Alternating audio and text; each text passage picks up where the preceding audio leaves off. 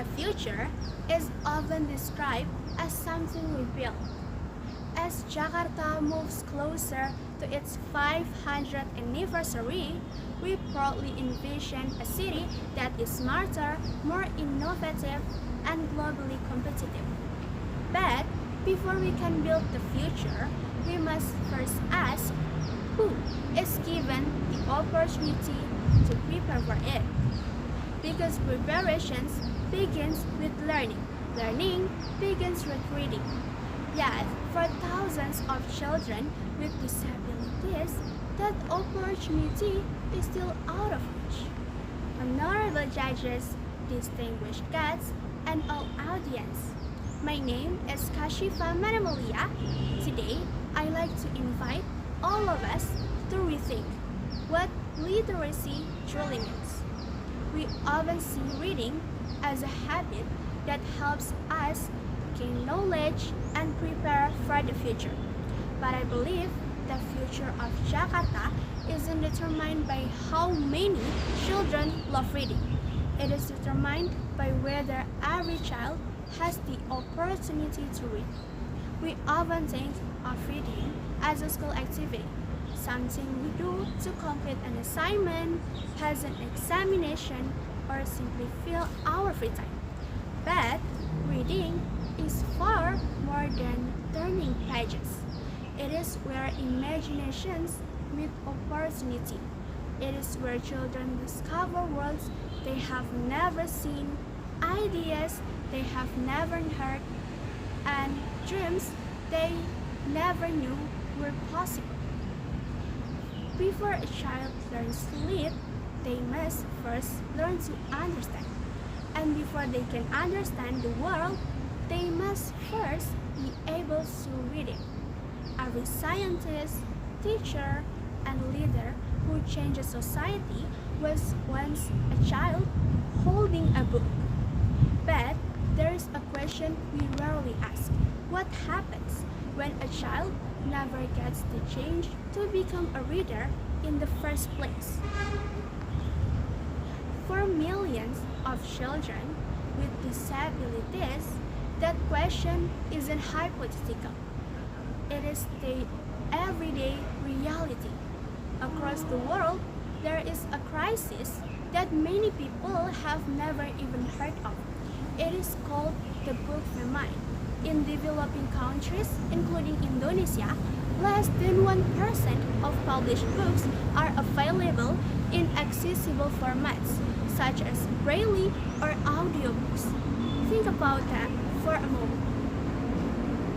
Out of every 100 books, 99 remain out of reach, not because these children lack intelligence, but because knowledge was never made accessible. Because when a child cannot access the books, they don't simply lose the chance to read. They lost the chance to explore, imagine, and create. They lost opportunities that many of us experience every single day without even noticing. The greatest tragedy isn't that books don't exist. It is that they exist yet remain unreachable for the children who need the books. And when one child is left behind, Jakarta doesn't only lose a reader. It may lose a future scientist, future teacher, future innovator, or even the leader who could have shaped Jakarta's next 500 years. Because leadership doesn't begin behind a podium. It begins when a children is given the opportunity to learn. As Jakarta moves toward its 500th anniversary, we celebrate progress. Smarter cities, better technology, greater opportunities, and we should. But let me ask one simple question. Can we truly call ourselves a future city if the future isn't equally accessible to every child? We often measure progress by what we build, but perhaps the greatest measure of progress isn't what we build, it is who we build it for. Because a truly great city doesn't create opportunities for the strongest.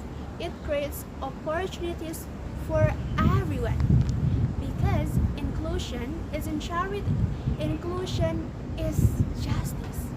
Imagine a child receiving her first accessible audiobook today.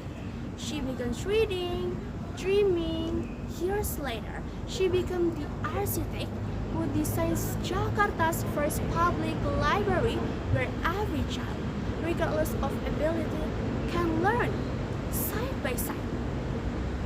That is the power of opportunity.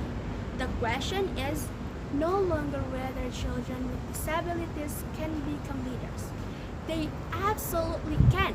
The real question is, will we give them opportunity to begin? At this point, some people might be thinking, isn't this the government's responsibility? And yes, policies matter, but history never been changed by institutions alone. It has always been changed by people who choose to care, especially young people. Because leadership doesn't begin when we are elected. It begins when we decide that someone else's future matters as much as our own. And that decision can start today, not years from now, not when we become ministers or policymakers. Today, we can volunteer our voices to create audiobooks, we can advocate for more inclusive libraries, and we can encourage publishers and digital platforms to make knowledge accessible to everyone. But the most important step is this: to stop seeing accessibility as someone else's issue. Because an inclusive city isn't built by a few extraordinary people. It is built by ordinary people who choose not to look away. Every accessible books we create, barrier we remove, child we include, brings Jakarta one step closer to the future we dream of. A future where knowledge belongs to everyone, opportunity belongs to everyone, and leadership can come from anyone. So, as Jakarta walks towards its 500th anniversary, let us remember this. The future isn't built only with concrete or technology. The future is built by people, and people are shaped by opportunities. The opportunity to learn, to read, to lead.